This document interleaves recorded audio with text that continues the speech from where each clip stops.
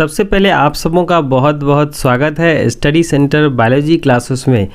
आज के इस वीडियो के माध्यम से हम लोग जानेंगे 11वीं कक्षा के अध्याय 16वें digestion and absorption of food के बारे में, यानी कि भोजन का पाचन और अवशोषण किस प्रकार से होता है।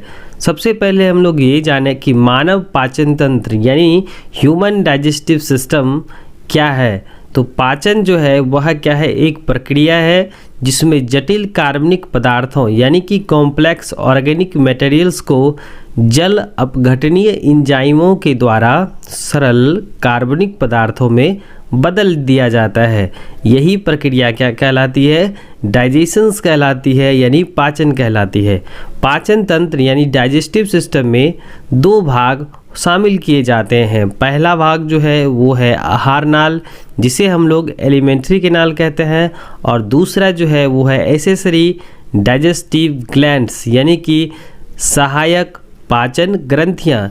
ये दोनों मिलकर के जो है पाचन की प्रक्रिया में अहम भूमिका निभाती है। जैसा कि हम लोग देख सकते हैं कि डाइजेस्टिव सिस्टम में सबसे पहले mouth, oesophagus, small intestine, stomach, large intestine, colon, rectum, anus और अपेंडिक्स, सीकम, ये सारा का सारा जो है हम लोगों का क्या है, डाइजेस्टिव सिस्टम। और उसमें जो शामिल अंग है वो इस तरह से हैं।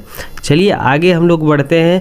आहार नाल यानी एलिमेंट्री कैनाल, यह मुख गुहा से प्रारंभ होकर यानी शुरू होकर के एनस तक फैली रहती है।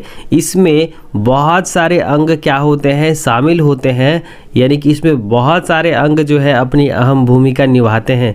जिसमें पहला अंग है मुख या मुख गुहा, माउथ या बकल कैविटी।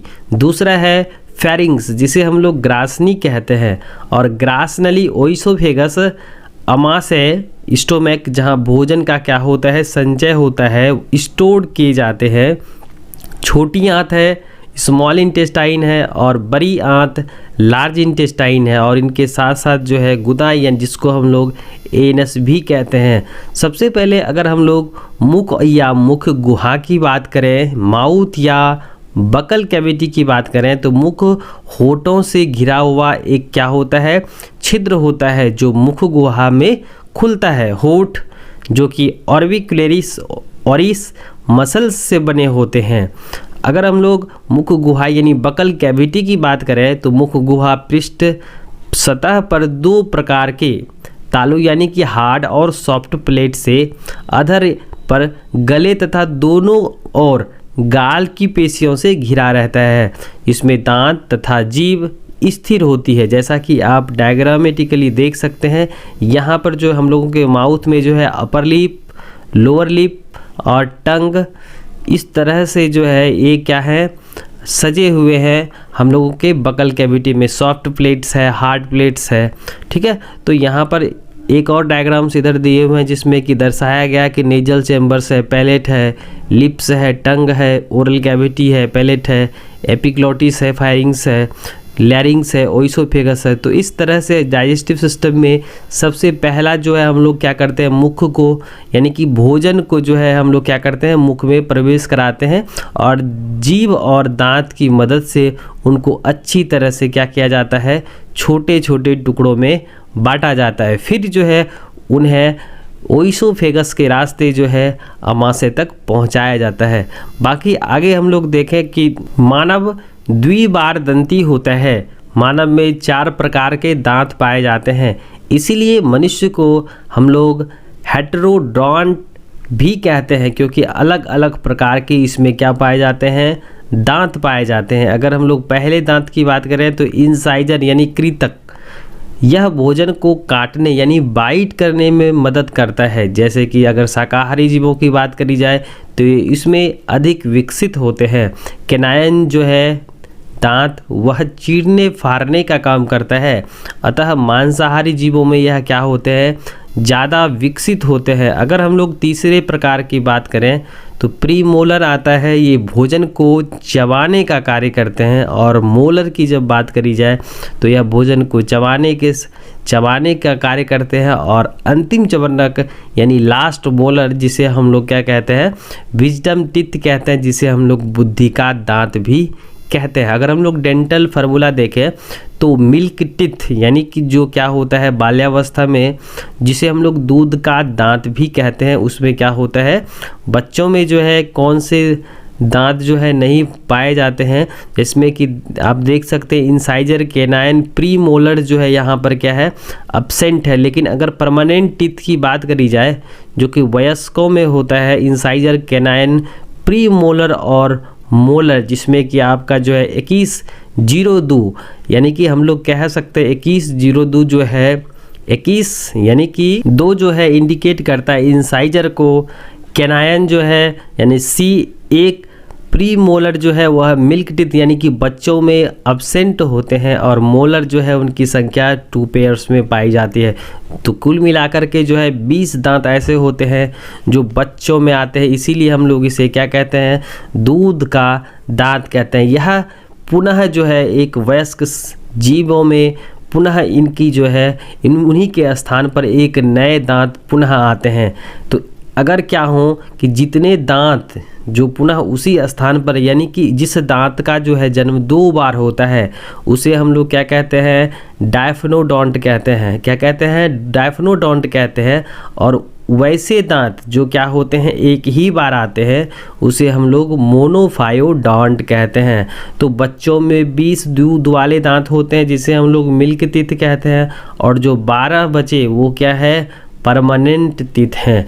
अगर वयस्क टीथ की बात करी जाए, परमानेंट टीथ की बात करी जाए तो उसमें 21-23 यानी कि कुल मिलाकर के जो है 32 दांत वयस्कों के माउथ में जो है पाए जाते हैं। चलिए आगे बढ़ते हैं।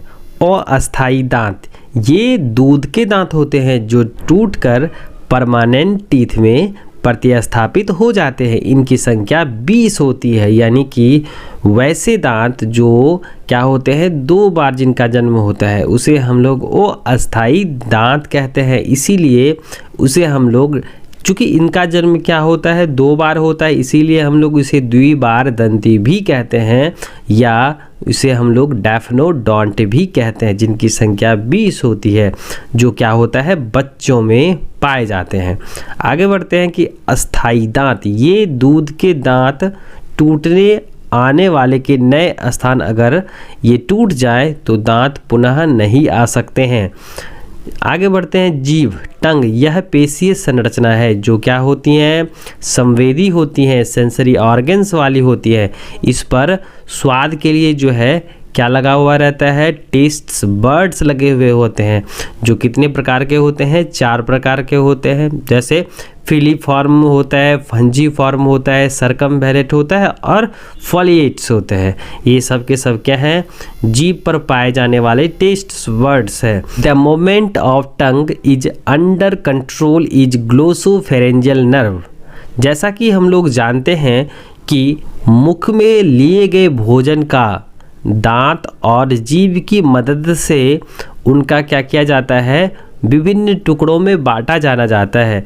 इसके साथ साथ कुछ जो हमारे क्या है सैलिवरी ग्लैंड से निकले लार की मदद से उसको अच्छी तरह से चबाया जाता है। और यहाँ पर जो जीभ है उनका जो कंट्रोल होता है वह किस नर्व के द्वारा होता है, तो वह होता है ग्लोसोफेरेंजियल नर्व के द्वारा कंट्रोल किया जाता है। अगर आमाशय देखा जाए तो मनुष्य के शरीर में बाईं तरफ होता है, इसमें जो है मुख्य रूप से 3 हिस्से होते हैं, कार्डियक होता है, फंडिक होता है जिसे हम लोग बॉडी भी कहते हैं, और अगला है पाइलोरिक वाला हिस्सा। तो आमाशय की भित्ति में जो है गैस्ट्रिक ग्लैंड्स होते हैं, जो जैसा कि आप डायग्राम में भी आप देख सकते हैं कि यहाँ पर जो है टंग जिसमें कि पेपिला है, फिलीफॉर्म है, फंजीफॉर्म है, सरकमवेलेंट है और फॉलिएट, इस तरह की जो है क्या है टेस्ट बर्ड्स लगे हुए हैं, जिसमें कि टंग जो इसमें कि देखिए दूसरे डायग्राम्स में जो है इसमें क्या दिखाया गया है आपके जो है स्टोमैक दिखाए गए हैं। ठीक है, तो इस तरह से हम लोगों के जीभ का जो क्या होता है जो कंट्रोल एंड कोऑर्डिनेशंस होता है ना, वह ग्लोसोफेरेंजियल नर्व के द्वारा होता है। तो एक साइड आप देख रहे हैं आप कि जो पेपिला है आपके टेस्ट बर्ड्स हैं वो फिलीफॉर्म, फंजीफॉर्म, सरकमवेलेंट और फॉलिएट हैं, और इधर स्टोमैक के जो है कुछ हिस्से जो है वो दिखाए जा रहे हैं। आगे बढ़ते हैं कि स्मॉल इंटेस्टाइन यानी कि छोटी आंत के जो है विभिन्न हिस्से होते हैं, जैसे कि डियोडिनम है, जेजुनम है, इलियम है, ये सारे के सारे क्या हैं, छोटी आंत के पार्ट्स हैं। बड़ी आंत की अगर बात करी जाए तो इसमें 3 हिस्से होते हैं, आपका सीकम है, कोलन है और रेक्टम है। अगर कोलन की बात करी जाए तो कोलन जो है वह क्या है, बड़ी आंत का ही हिस्सा है, जिसमें आपका जो है असेंडिंग कोलन है, ट्रांसवर्स कोलन है, डिसेंडिंग कोलन है और सिग्मोइड कोलन है।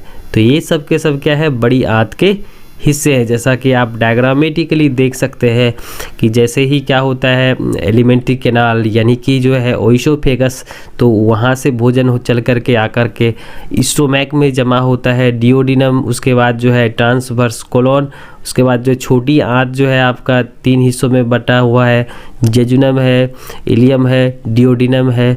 तो इस तरह से जो है असेंडिंग और डिसेंडिंग कोलन होते हुए यह जो है एनस के रास्ते जो है यह बचा हुआ भोजन जो है वह क्या हो जाता है, वेस्ट प्रोडक्ट्स जो है जिसे हम लोग उत्सर्जी पदार्थ भी कहते हैं, वह शरीर से बाहर निकल जाता है। आगे बढ़ते हैं कि एसेसरी ग्लैंड्स, जिसे हम लोग डाइजेस्टिव ग्लैंड्स भी कहते हैं, तो सहायक पाचन ग्रंथियां जैसे कि लार ग्रंथियां जो है यह मुख में खुलती है। इनकी उत्पत्ति एक्टोडर्म से होती है। मानव में इसकी संख्या कितनी होती है, तो 3 जोड़ी पाई जाती है, 3 पेयर्स में पाए जाते हैं। जो पहला आपका है वो है पैरोटिड ग्लैंड्स, क्या है, पैरोटिड ग्लैंड्स है। और ये पैरोटिड ग्लैंड्स जो है जिस नलिका नुमा संरचना के द्वारा खुलती है उसे हम लोग स्टिन्सन डक्ट कहते हैं। क्या कहते हैं, स्टिन्सन डक्ट कहते हैं। आगे बढ़ते हैं, दूसरा में है सबमैंडिबुलर ग्लैंड्स, क्या है, सबमैंडिबुलर ग्लैंड्स, जिसे हम लोग वाटसन्स डक्ट्स भी कहते हैं। इन्हीं के द्वारा क्या होता है, जो आपके क्या है लार ग्रंथि है और लार जो आपके क्या है एंजाइम्स हैं वो क्या होते हैं, वो निकलते हैं, जिसे हम लोग लार कहते हैं। आगे आ जाइए कि सबलिंगुअल ग्लैंड्स, इसे यह जो है बार्थोलिन डक्ट्स के द्वारा या डक्ट ऑफ रिविनस के द्वारा जो है क्या होता है, खुलता है। शरीर में जो है मुख गुहा के अंदर जो पाए जाने वाले आपके क्या है लार ग्रंथि हैं, सेलेवरी ग्लैंड्स हैं, उनका क्या क्या पोजीशंस है। तो पैरोटिड ग्लैंड्स जो है वो कान के ठीक नीचे वाले स्थानों पर पाए जाते हैं। सबमैंडिबुलर ग्लैंड्स और सबलिंगुअल ग्लैंड्स जो है वो इस तरह से जो है इसका क्या है पोजीशन है, आप देख सकते हैं। चलिए आगे बढ़ते हैं कि मुख गुहा में लार मिले हुए भोजन को हम लोग बोलस कहते हैं। क्या कहते हैं, बोलस कहते हैं। मुख गुहा में जब लार भोजन से अच्छी तरह से मिल जाता है तो उसे हम लोग बोलस कहते हैं। अमाशय में अर्ध पचे हुए भोजन के तरल पेस्ट को हम लोग काइम कहते हैं। क्या कहते हैं, काइम कहते हैं। आगे बढ़ते हैं, यकृत लीवर, यह शरीर की सबसे बड़ी ग्रंथि है एवं इनकी उत्पत्ति एंडोडर्म से होती है। किससे होती है, तो एंडोडर्म से होती है। यकृत का वयस्क यानी कि जो है एक वयस्क शरीर में जो है इनका भार जो होता है ना, वेट होता है, वह 1.2 से लेकर के 1.5 किलोग्राम तक का होता है। आगे बढ़ते हैं, अग्नाशय यानी कि पैनक्रियाज, इसे हम लोग मिक्सोक्राइन ग्लैंड्स भी कहते हैं। चूँकि अग्नाशय ग्राहनी के सी आकार के भाग में स्थित होती है। इनका अंतिम सिरा प्लीहा को स्पर्श करता है या छूता है। चूँकि अंगनाशय यानी एक्सोक्राइन ग्लैंड्स तथा एंडोक्राइन ग्लैंड्स दोनों ही ग्रंथि की तरह काम करती है, इसीलिए हम लोग इसे मिश्रित ग्लैंड्स या मिक्सोक्राइन ग्लैंड्स कहते हैं। जैसा कि आप डायग्राम में देख सकते हैं कि यहाँ पर जो है मिक्सोक्राइन ग्लैंड्स यानी कि आपके पैनक्रियाज जो है किस तरह से हैं, तो इसमें जो है बॉडी पार्ट्स जो है हेड, बॉडी और टेल, इसमें पैनक्रिएटिक डक्ट्स जो है जिसके द्वारा पैनक्रिएटिक जूस जो है वो निकाला जाता है, वो सिक्रीट कराया जाता है। चलिए आगे बढ़ते हैं, आंत्ररस यानी इंटेस्टाइनल जूस।